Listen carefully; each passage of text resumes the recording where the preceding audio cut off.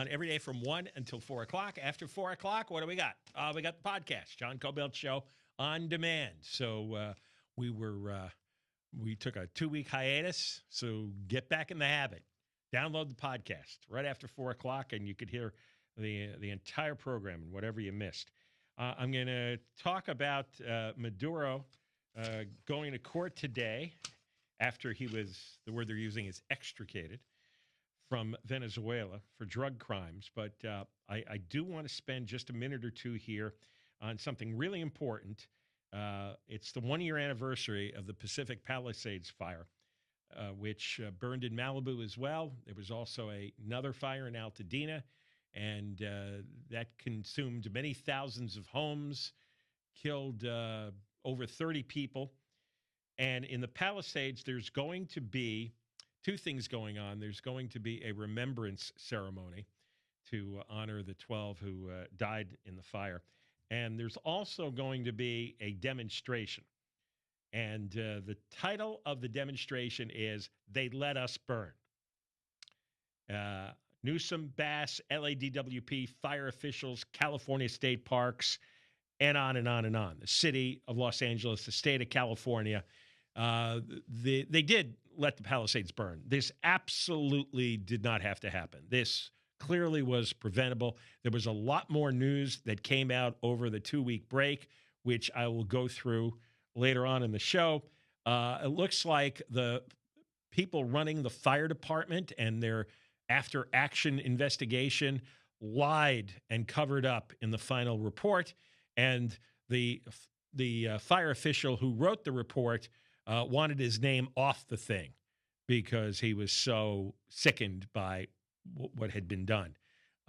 Karen Bass is now running a massive cover-up operation to obscure the horrific job that her administration did preparing and fighting the fire, and now they are in full cover-up mode.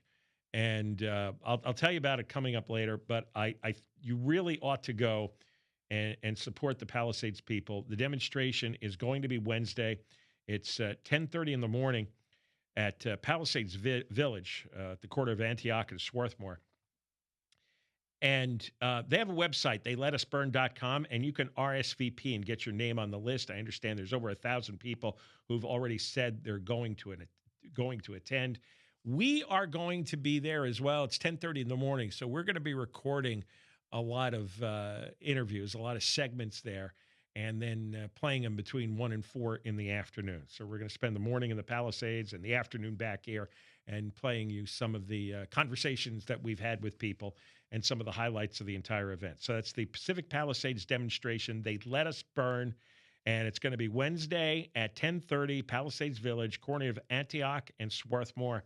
And they want the truth to come out, and they want everybody to be held accountable once and for all. And starting with Karen Bass, stop the lying and stop the covering up. There's a lot of people who really ought to be in jail for what went on, starting with her. Absolutely jail. I don't know if the system works that way, but if there was some kind of way to declare moral crimes against humanity, Bass and Gavin Newsom really ought to go behind bars for what's gone on. So anyway, we'll cover that on Wednesday. Now, back to Marco Rubio and Nicolás Maduro.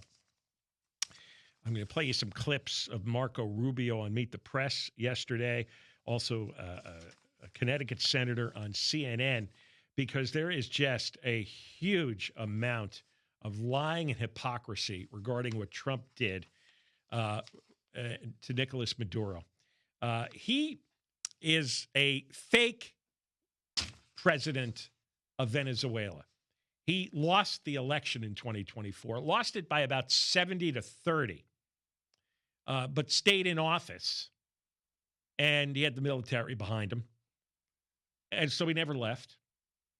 And he's a very bad guy. What he exported to this country was endless tonnage of drugs, just massive amounts of drugs.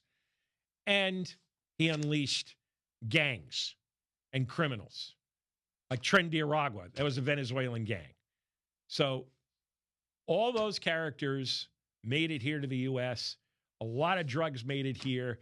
Thousands of people have died from the drugs.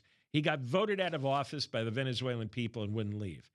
So you hear people saying, you can't take a head of state from another country and put him in jail. He's not the head of state of anything. And he had an indictment against him going back to 2020. And Joe Biden even put out a bounty on him. Now, a bounty is really interesting because it means you want somebody else to do it. Trump went out and used the military to remove Maduro. And the world is a better place. Maduro is now behind bars. But what Biden did is put a bounty on, which means, hey, if anybody wants to bother getting Maduro out, hey, we'll give you money. We'll give you a reward. It's like, well, no, I don't think volunteers can remove the fake president of Venezuela. I mean, that was like 150 planes that flew in. I mean, I believe most of the armed services were represented there, and nobody died. There wasn't a single death. It was about as clean a removal and as quick a removal as is humanly possible. Now, and the military had to do it. An incredibly coordinated, well-planned mission. But that was too much for the Biden administration. And so they never did it. And it reminded me of something years ago. You may not remember this, but 9/11 happened, right? Osama bin Laden. And a story came out, and it's a true story, that the U.S. had Osama bin Laden literally in their sights back in 1998 under Bill Clinton. I mean, they had a sniper, and bin Laden was in the crosshairs. But they needed permission from the White House to go through with it and shoot bin Laden in the head. And they called back to the White House, and Clinton and his staff decided, well, let's check with a lawyer. And the lawyer said, well, I'm not sure that's constitutional, whether you can authorize the killing of a citizen in a foreign country. And so they didn't pull the trigger. Bin Laden didn't get the bullet in the head. And we know what happened with 9/11.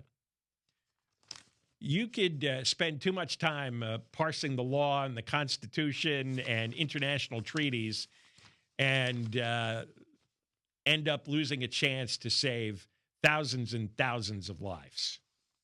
Sometimes you just have to take action. You got to do what you got to do. The lawyers didn't design a world. The world that's designed on paper by lawyers is not the real world. In the real world, if you have a bin Laden in your crosshairs, you pull the trigger. And the same thing here. If you have created an operation that could extradite Nicolás Maduro without anybody getting killed, then you just do it. Because he's not the president anyway.